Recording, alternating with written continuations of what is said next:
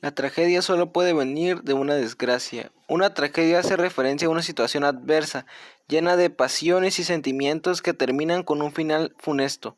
Su origen se da en el teatro desde la antigua Grecia, en ese tipo de expresiones que quedan en la memoria colectiva para trascender su significado y volverse una expresión, en este caso un acontecimiento trágico.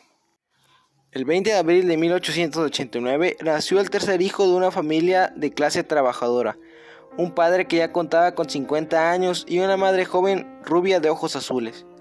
El trabajo de aduanero del padre hacía que la familia estuviera en constante movimiento, como una especie de nómadas modernos. Con dos hijos mayores de la familia murieron a temprana edad y en 1894 y 1896 nacen sus dos hermanos menores, un niño y una niña respectivamente. A la edad de 14 años, el chico perdió a su padre, por lo que la familia cayó en una situación precaria en la que varios de sus hermanos mueren o se escapan. Aun con la situación adversa por la que pasaba la familia, el joven chico deja los estudios para seguir su pasión y su sueño de convertirse en pintor. Su madre, en vez de mostrarse descontenta con la decisión de su hijo, utiliza sus pocos ahorros para apoyarlo. Pero este último es rechazado de la Academia de Bellas Artes. Sumado a esto, su madre cae víctima de un cáncer en el pecho. Un médico judío no pudo hacer nada más que acompañarle entre gritos de dolor que no pudo curar, generando un resentimiento en el adulto joven que lo había perdido todo. El joven se muda a Viena, el equivalente a la ciudad de las oportunidades, donde subsistió quitando nieve y vendiendo cuadros que él mismo hacía, aumentando su valor, dándole un aspecto de cuadro viejo como dato. Los críticos actuales no le dan mérito a sus obras, pues aunque cuenta con complejidad, no son excepcionalmente especiales, eran principalmente paisajes al óleo que metía en un horno para darle un efecto dañado y viejo. Aquel hombre formado por el trabajo se mudó a Múnich en mayo, y el 3 de agosto de 1914 estalla la guerra contra Francia, tras el asesinato del archiduque. El hombre sirve como voluntario en el frente de batalla. 2 años después es herido en una pierna y asciende al grado de sargento. Otros 2 años después se le otorga la Cruz de Hierro de primera clase. La ideología de aquel hombre respecto a la muerte era firme incluso en las explosiones más violentas, pues prefería la muerte al fracaso. Siempre estaba listo para morir y prefería el suicidio al fracaso. En octubre de 1918, la guerra había llegado a su fin. Aquel hombre yacía impotente en una cama de hospital tras haber visto los efectos que la guerra le causó a su gente. Todo había sido inútiles los sacrificios, el hambre y la sed padecidos, inútiles las horas transcurridas en las trincheras para llevar a cabo nuestro deber. El 9 de noviembre de 1918, Guillermo II renuncia al trono y el ministro socialdemócrata proclama la República Alemana.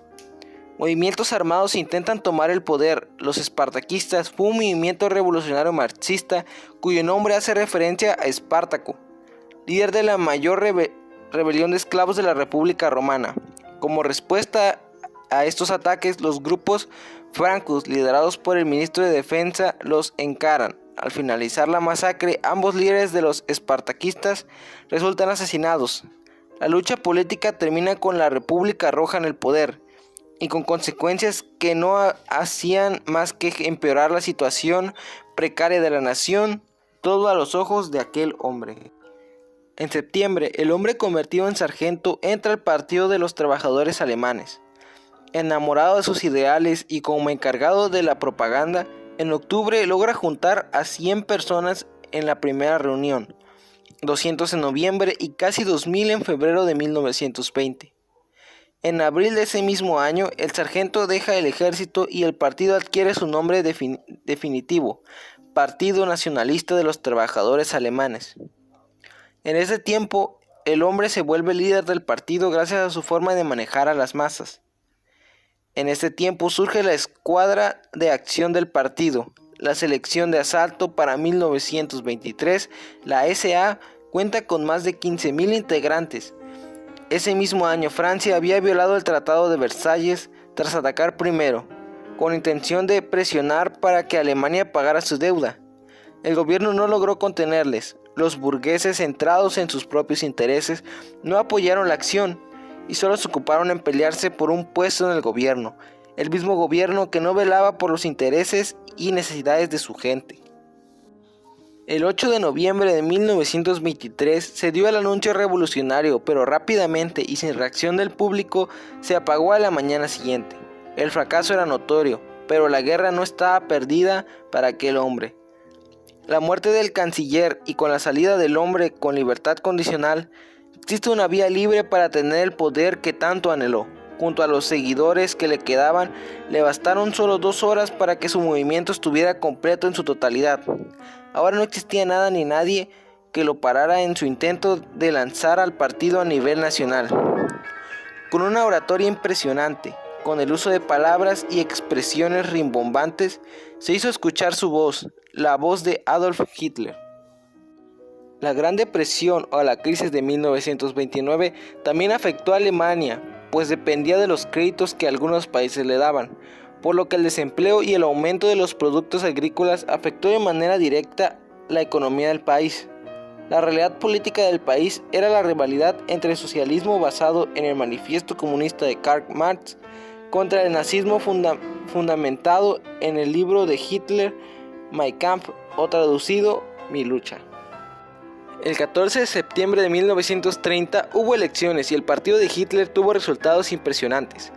107 escaños en el Reichstag, que es equivalente al Congreso, hace referencia a los diferentes parlamentos, colocando al Partido Nacionalista de los Trabajadores Alemanes como la oposición directa de la República Roja. Hitler reunió a más de 100.000 habitantes de la ciudad de Berlín para convencerles de votar por él. Con el resultado de 13 millones de alemanes habían votado por él, una tercera parte del electorado. Pero aún no era suficiente y el viejo presidente fue reelecto. Sin embargo, un día después se le es presionado por parte del ejército para poner un canciller a favor del partido nazi. En las elecciones de 1932, el partido nazi logró colocar 230 hombres en el parlamento, pero Hitler no lograba hacerse canciller tras una riña con el presidente en la que, si bien sí lograron colocar a un canciller a favor de ellos, él solo marcó el camino para que el año siguiente Hitler lograra su cometido y se hiciera con el cargo. Ese mismo año, con varios contactos en puestos estratégicos del poder como la policía y el ministro de Economía, en febrero, durante su discurso, buscaba disolver el parlamento, llamar a las elecciones y expulsar por completo a los comunistas. El plan se llevó a cabo y esa misma noche el lugar se quemó por completo. La policía acusó a un comunista poderoso. Los socialistas fueron silenciados durante las elecciones y con más de la mitad de los integrantes en el parlamento, Hitler proclamó ilegal al Partido Comunista y obtuvo poder absoluto. La ley de unificación declaró ilegal al Partido Socialdemócrata y la cacería de judíos de este partido había comenzado. Los que pudieron escapar fueron aquellos que estuvieron de acuerdo en abandonar todo lo que tenían. Dicho sea de paso, los que tenían dinero también para poder irse. Los judíos más pobres o los que se quedaron fueron asesinados o enviados a campos de concentración. La ley de Nuremberg en 1935 terminaron por deslindar a los judíos del Estado alemán, pues prohibió que alguno de ellos se casara con un alemán o alemana, negándoles la nacionalidad. La democracia murió con la muerte del último presidente de la República en 1934, la muerte de Hindenburg. El Führer es nuestro líder y el líder del pueblo alemán es Adolf Hitler. Hasta el año 1937, Hitler se encargó de reconstruir la economía alemana, gastando millones en obras públicas, un conjunto de autopistas que favoreció la movilización de la nación y ayudó a disminuir el desempleo. También rearmó el país, aun cuando el Tratado de Versalles especificaba que no podía tener más de 100.000 soldados, ningún tipo de máquina aérea, tanques o alguna especie de máquina de guerra.